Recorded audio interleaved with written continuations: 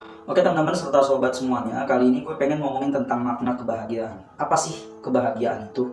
Apakah kebahagiaan itu adalah ketika lu punya jabatan yang mentereng? Kalau seandainya bahagia diukur dari punya jabatan, harusnya menteri sosial atau menteri-menteri atau pejabat-pejabat di negeri kita nih udah hilang dari yang namanya korupsi. Sebab mereka dijamin kehidupannya, mereka punya aset pribadi serta punya aset tunjangan dari pemerintah. Mereka dikasih rumah dinas, mereka dikasih mobil dinas, belum lagi mereka punya rumah yang hasil garapan kerja mereka sendiri, belum lagi mereka punya mobil hasil garapan kerja mereka sendiri. Atau bahagia itu diukur dari melejitnya karir kita atau karir manusia? Ternyata tidak, karena kita lihat di Jepang misalnya, yang orang-orangnya kalau ngomongin tentang dunia pekerjaan atau karir, itu orang-orang yang sangat hebat. Mereka itu punya visi misi yang tinggi, cita-cita yang tinggi dalam dunia karir mereka. Tapi yang terjadi apa? Kemajuan di Jepang itu tidak menjadi ukuran orang-orang Jepang bahagia. Kenapa? Karena satu hari di Jepang itu bisa ada ratusan orang yang bunuh diri. Bahkan pemerintah Jepang menyediakan satu hutan namanya Aokigahara yang di situ legal untuk melakukan bunuh diri bagi orang-orang Jepang yang mengalami frustasi. Atau yang ketiga, bahwa kemajuan teknologi atau kemajuan teknologi dari suatu negara itu menjadi indikasi atau tolak ukur bahwa negara itu diisi oleh orang-orang yang bahagia. Seperti di Amerika misalnya, nyatanya tidak. Ketika gue meneliti tentang Amerika, gue nemuin satu kota namanya Philadelphia, dan itu dijuluki dengan kota zombie di Amerika. Kenapa sampai dijuluki dengan kota zombie? Ternyata di situ di sepanjang jalan Philadelphia itu sampah di mana-mana berserakan. Dan bukan hanya sampah, yang lebih parah lagi yang berserakan adalah manusia-manusia yang gerakan atau kehidupannya seperti zombie. Zombie itu kayak gimana sih ya? Manusia-manusia yang hidupnya tuh mulai lemah, lesu, tidak ada harapan, kemudian tidak bisa melihat dan menatap masa depan yang cerah. Dan itu terjadi ada di Philadelphia di negara Amerika. Itu karena apa? Karena mereka banyak mengkonsumsi obat-obatan terlarang. Dan tujuan mereka mengkonsumsi itu ternyata ketika diteliti adalah mencari sebuah ketenangan dari setiap masalah kehidupan yang selalu mereka hadapi selama ini. Artinya tolak ukur kebahagiaan itu bukan pada materialisme. Karena gini, dulu di zaman sejarah ada satu kelompok yang disebut dengan kelompok hedonis. Mereka mengukur kebahagiaan dari keinginan-keinginan yang tercapai. Seperti kalau mereka pengen punya jabatan, itu akan tercapai, maka itu bahagia bagi mereka. Atau mereka punya impian, kemudian tercapai, mereka pengen punya mobil, kemudian mereka mampu membeli mobil tersebut dan tercapai, itu adalah titik sebuah kebahagiaan. Tapi blundernya ideologi hedonisme ini adalah mereka akan menghalalkan segala cara, bahkan merampas hak orang-orang yang ada di sekitar mereka untuk memenuhi keinginan mereka tersebut. Bisa jadi mereka korupsi, bisa jadi mereka merampok, bisa jadi mereka mengambil uang yang bukan hak mereka. Itu yang terjadi. Artinya kebahagiaan itu tidak bisa diukur dari materi. Tapi gini, beberapa filosof menawarkan teori tentang kebahagiaan atau ukuran-ukuran kebahagiaan. Simpelnya gini, ada satu jurnal yang gue baca. Setidaknya untuk mengukur kebahagiaan manusia itu yang pertama, manusia bahagia satu ketika kebutuhan fisiologinya terpenuhi. Kebutuhan bukan keinginan. Kebutuhan fisiologi itu seperti apa? Ya dia butuh punya rumah, dia butuh punya tempat tinggal, dia butuh makan dan butuh minum. Untuk kemudian mempunyai tempat tinggal atau tempat tidur, itu orang-orang yang hidup di kolong jembatan bisa merasakan kebahagiaan. Karena mereka hanya untuk menutupi kebutuhan saja. Kenapa? Karena mereka dapat mengukur diri mereka bahwa yang mampunya gue untuk memenuhi kebutuhan papan gue atau kebutuhan tempat tinggal gue, ya ini di kolong jembatan. Jadi buat gue bahagia, gue nggak perlu mikirin orang lain yang punya rumah besar, orang lain yang punya rumah mewah dan megah, karena mereka juga punya kemampuan, sedangkan gue nggak punya kemampuan untuk membuat rumah. Ya bagi gue cukup gue tinggal di kolong jembatan. Atau gini logikanya, orang yang hidup di bawah kolong jembatan itu mereka hanya membutuhkan kasur atau alas tidur yang cukup menutupi kepala sampai kaki mereka. Orang yang hidup tinggal di hotel, di apartemen, mereka tidur meskipun kasurnya besar, tapi tetap yang paling penting adalah menutupi kebutuhan tidur untuk ruang lingkup kepala sampai kakinya. Begitupun yang di kolong jembatan. Artinya kalau itu semua sudah terpenuhi, ya cukup aja. Begitu juga kebutuhan makan. Kalau seandainya lu bisa makan sehari 3 kali paling maksimal atau paling minimal, itu udah cukup banget. Dan itu udah menutupi kebutuhan lu sehari-hari. Tanpa harus lu pergi ke restoran, tanpa harus lu pergi ke rumah makan yang mewah, kemudian lu mengeluarkan uang dari satu kali makan bisa sampai 800 atau 500 ribu. Cukup lu mengeluarkan 10 ribu, lu bisa beli somai atau lu bisa beli nasi bungkus 10 ribu. Dan sehari cuma ngeluarin 30 ribu, itu udah cukup banget. Atau bahkan lu punya uang cuma 10 ribu sehari, lu bisa mikirin bagaimana cara lu bisa makan dengan uang 10 ribu, itu udah cukup banget. Apalagi minum itu nggak perlu mewah-mewah, nggak perlu ke restoran. itu akan bahagia ketika kebutuhan, sekali lagi poinnya adalah kebutuhan fisiologi terpenuhi. Yang kedua, ketika kebutuhan intelektual terpenuhi. Jadi kebahagiaan tingkat pertama itu ketika kebutuhan material terpenuhi, bukan keinginan. Atau yang kedua, tingkatan yang kedua itu adalah ketika kebutuhan, bukan keinginan, kebutuhan intelektual terpenuhi. Maksudnya apa? Ya cukup dengan lu punya otak yang cerdas. Tanpa kemudian sekarang kan orang mengukur bahwa orang bisa jadi pinter itu kalau dia kuliah sampai S3. Sehingga status quo yang berjalan atau status quo yang berlaku di negeri atau di peradaban hari ini, mereka menganggap bahwa orang yang cerdas itu yang punya gelar sampai S3. Padahal ya, kalau kita melihat entah di mana atau melihat seminar di mana-mana yang isi bisa jadi profesor atau yang isi bisa jadi lulusan S3, kadang kita menemui profesor-profesor yang katanya lulusan S3 tapi bobot bicaranya itu kayak anak-anak. Atau juga kita menemui yang justru cuma lulusan SD atau bahkan tidak sekolah, tidak lulus SMA seperti Bu Susi Pujiastuti misalnya, itu bisa jadi menteri dan bobot bicaranya, wawasannya sangat luar biasa. Artinya kebutuhan intelektual itu tidak perlu lu sekolah tinggi-tinggi, tapi cukup lu menjadi orang yang curious, atau menjadi orang yang selalu ingin tahu, atau menjadi orang yang selalu ingin mempelajari segala sesuatu. Karena konsep belajar dari sejak zaman Nabi Adam sampai nanti hari kiamat itu konsepnya sama, bos. Entah itu ada metodologi yang namanya kuliah, sekolah, SD, SMP, SMA, atau ada metodologi penelitian yang lain segala macam. Intinya praktek pembelajaran sejak zaman Nabi Adam sampai nanti hari kiamat itu sama. Apa? Yaitu menerima informasi dari yang sebelumnya, dari ahli yang sebelumnya. Lu cukup kalau misalkan lu pengen jadi ahli sejarah, lu cukup datengin orang-orang yang ahli sejarah yang punya keikhlasan hati untuk mengajar, lu minta diajarin, lu diskusi. Tapi buat lu yang memang punya uang, ini udah punya kewajiban, sudah punya tanggung jawab bahwa untuk mendapati suatu ilmu ya lu harus bayar. Orang yang punya harta, orang yang punya uang, terus pengen jadi orang pinter, tapi nggak mau membayar ilmu atau membayar tenaga guru yang mengajari dia, itu orang bodoh, orang sontoloyo lah itulah. Ya, jadi yang pertama, tingkatan yang pertama kebahagiaan itu diukur dari kebutuhan fisiologi yang terpenuhi.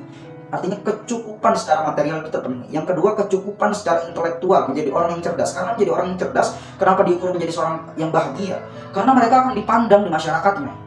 Orang bodoh itu fitrahnya mengikuti, tapi orang pintar itu fitrahnya diikuti. Sekarang lu tinggal pilih. Sekarang lu nggak perlu punya harta yang banyak, tapi kalau lu pintar lu bisa diikuti. Nggak perlu punya harta yang melimpah, kalau lu pintar lu bisa diikuti. Ada orang yang punya harta banyak tapi bodoh, dia jadi mengikuti. Uangnya banyak, warisan dari orang tuanya, tapi bodoh. Yang ada dia ngikut-ngikut orang yang mencoba ngebodoh-bodohin dia. Artinya apa? Fitrah orang yang pintar atau orang yang cerdas secara pengetahuan itu fitrahnya diikuti. Sedangkan fitrah orang yang bodoh itu fitrahnya mengikuti. Maka jelas ukuran kebahagiaan adalah kebutuhan intelektual yang terpenuhi, karena lu akan diikuti oleh banyak orang, dipercaya oleh banyak orang, sekalipun bisa jadi orang yang mengikuti lu adalah orang yang lebih kaya daripada lu. Yang ketiga, ini yang paling deep, ini yang paling dalam. Kebahagiaan itu diukur dari kebutuhan spiritual yang terpenuhi, keimanan tertinggi. Letak kebahagiaan tertinggi adalah orang-orang yang memiliki keimanan. Bahkan ini bisa melampaui dua tingkat kebahagiaan yang tadi. Kalau dia mungkin hidupnya fakir, karena ada miskin ada fakir. Fakir itu yang bahkan untuk tidur saja susah, bahkan untuk makan saja susah, bahkan untuk minum saja susah, bahkan untuk datang ke kajian yang gratis pun susah, itu fakir. Tapi kalau dia punya tingkat keimanan yang tinggi, dia percaya bahwa ujian yang menimpa dia itu adalah sebuah langkah untuk menuju kesuksesannya. Dia percaya bahwa Tuhan menguji dia bukan karena mengabaikan kehidupan dia, tapi ingin menjadikan dia orang yang hebat di masanya nanti. Orang yang mempunyai keimanan yang tinggi inilah orang yang bahagia. Dan keimanan tinggi atau kebahagiaan secara spiritualitas itu diukur dari beberapa hal. Di antaranya satu, rasa syukur. Rasa syukur itu penting banget dalam sebuah kebahagiaan. Kenapa? Gini, Plato, seorang filosof Yunani, itu punya guru namanya Socrates. Plato ini dikenal dengan filosof yang menggagas banyak ide. Di antaranya simposium. Simposium itu perkumpulan para pemikir yang kemudian berdiskusi memecahkan satu masalah, itu yang disebut dengan simposium. Makanya sekarang kalau ada seminar-seminar yang diisi oleh profesor-profesor, diskusi membahas satu hal, itu yang disebut dengan simposium. Dan Plato juga dikenal dengan seorang filosof yang menggagas pemikiran tentang idealisme, yang nanti akan kita bahas apa sih itu idealisme, karena idealisme ini adalah filsafat yang sangat luar biasa. Nah, Plato pernah bertanya kepada gurunya, namanya Socrates, "Tuan guru, saya mau tanya, saya selama ini berpikir, saya selama ini dikenal sebagai seorang filosof yang mempunyai logika hebat, yang mempunyai ilmu matematika hebat, yang mempunyai ilmu tentang alam semesta yang cukup hebat. Tapi saya tidak menemukan kebahagiaan. Duhai Tuan Guruku Socrates, ajarkan aku tentang kebahagiaan." Maka Socrates menguji dia, "Kamu kalau mau mendapatkan kebahagiaan, sekarang kamu pergi ke satu taman bunga, kemudian kamu ambil satu bunga yang menurutmu bagus dari taman bunga tersebut, tapi syaratnya, kamu cari bunga yang bagus itu mulai dari pintu depan sampai pintu akhir nanti. Dan satu syaratnya, kamu tidak boleh balik ke belakang atau memetik bunga yang itu sudah kamu lewati. Itu nggak boleh. Kemudian Plato masuk ke taman bunga, kemudian pada beberapa ratus meter baru dari gerbang depan dia mendapati bunga yang bagus. Kemudian dia nggak jadi petik karena dia berpikir di depan akan ada bunga yang lebih bagus menurut gue. Di depan akan ada bunga yang lebih menarik menurut gue. Kemudian di depan dia nemuin lagi satu bunga yang ternyata memang betul lebih menarik dari bunga yang tadinya. Tapi dia mikir lagi, ini baru pertengahan jalan. Dikit lagi gua akan sampai akhir, dan bisa jadi di akhir itu biasanya lebih indah. Bisa jadi di akhir itu ada bunga yang lebih indah dari yang sekarang. Kemudian dia berjalan lagi, ternyata sampai gerbang akhir dia tidak menemui bunga yang indah. Sehingga dia pulang tanpa membawa apa-apa, dan kemudian dia lapor kepada Socrates, "Tuan Guru, saya tidak menemukan bunga yang indah." Apa kata Tuan Guru? "Saya yakin kamu menemukan satu atau dua bunga yang menurutmu padahal indah, tapi kamu tidak bisa balik lagi." "Ya betul Tuan Guru." Nah itu, letak kebahagiaan adalah di hatimu, di rasa syukur. Maksudnya apa? Bunga itu diibaratkan dengan nikmat dari Tuhan, dari Allah Subhanahu wa Ta'ala. Dan dirimu melihat bunga itu, merespon bunga itu seperti apa, itu yang disebut dengan rasa syukurmu atau rasa ketidaksyukuranmu atau kufur. Kalau kamu melewati bunga itu tidak kamu ambil, maka kemudian kamu disebut kufur. Tapi kalau kamu ambil cukup atau syukuri bunga yang kamu dapati itu, setidaknya kamu akan dapat satu bunga yang bagus dan pulang kepadaku membawa satu bunga yang menurutmu bagus. Artinya kamu akan mendapati kebahagiaan dari rasa syukurmu. Tapi karena kamu tidak bersyukur, menemui dua bunga yang bagus, sehingga tidak ada bunga yang kamu ambil dan pulang kepadaku tidak membawa apa-apa. Itulah rasa syukur. Kadang kita mendapatkan nikmat dari Allah Subhanahu wa Ta'ala, kita mikir, biasa aja. Padahal dulu kita berpikir gini, waktu kita SD, ongkos sekolah kita 10.000. Terus ketika ongkos sekolah kita 10.000, kita mikir, kayaknya gue bakal lebih bahagia kalau ongkos gue 100.000. SMA dikasih 100.000. Dia mikir lagi, kayaknya gue bakalan lebih bersyukur kalau seandainya gue dapat 300.000. Kuliah dapat per bulan 300.000 atau per minggu 300.000. Dia mikir lagi, kayaknya kurang deh. Kayaknya gue lebih akan bersyukur, lebih akan bahagia ketika gue dapat 1 juta per bulan atau dapat 1 juta per 2 minggu. Ketika betul terwujud per 2 minggu itu dapat 1 juta atau per bulan dapat 1 juta, dia tetap mikir kayaknya akan lebih bahagia kalau lebih tinggi lagi, nilainya lebih besar lagi. Akhirnya dia tidak menemui kebahagiaannya, dia tidak mensyukuri apa yang telah dia dapat selama ini, dan dia tidak bisa dapati kebahagiaannya dari apa yang selama ini padahal dibayang-bayangnya sudah didapati. Itu rasa syukur. Yang kedua, kata Imam Ghazali dalam kitab Kimia Usahadah. Kimia Usahadah ini artinya kimia kebahagiaan. Nah, kimia kebahagiaan itu adalah metodologi Imam Ghazali dalam menemukan kebahagiaan. Satu hal yang menarik yang sangat viral di dunia sufi itu kata-katanya Imam Ghazali yang bunyinya gini, "Man arafa nafsahu faqad arafa rabbahu." Siapa yang mengenal dirinya, maka dia akan mendapatkan kebahagiaan di hadapan Tuhannya. Ya, jadi kalau lu kenal diri lu siapa, lu kenali diri lu butuhnya apa, lu kenali keadaan kehidupan lu cukup membutuhkan apa tanpa harus mengeluarkan uang yang banyak, tanpa harus menghambur-hamburkan harta yang banyak, di situ lu akan bahagia. Jadi tahu diri, sadar diri. Kalau lu hidup di lingkungan atau di komunitas yang sering ngebully lu atau tidak menganggap lu sebagai teman dari mereka, tinggalin aja bos. Kenapa? Lu harus sadar diri, lu tahu diri, lu tahu bahwa ketika lu ikut bergaul dengan mereka, lu gak dianggap sebagai teman. Yang mending lu tinggalin, cari pergaulan yang baru. Karena dunia ini luas dan masih banyak orang-orang yang mau bergaul sebab punya satu frekuensi yang sama dengan lu. Karena orang yang menolak bergaul dengan lu itu biasanya hanya beda frekuensi. Cukup lu cari pergaulan yang orang-orangnya isinya sefrekuensi dengan lu. Cukup itu aja.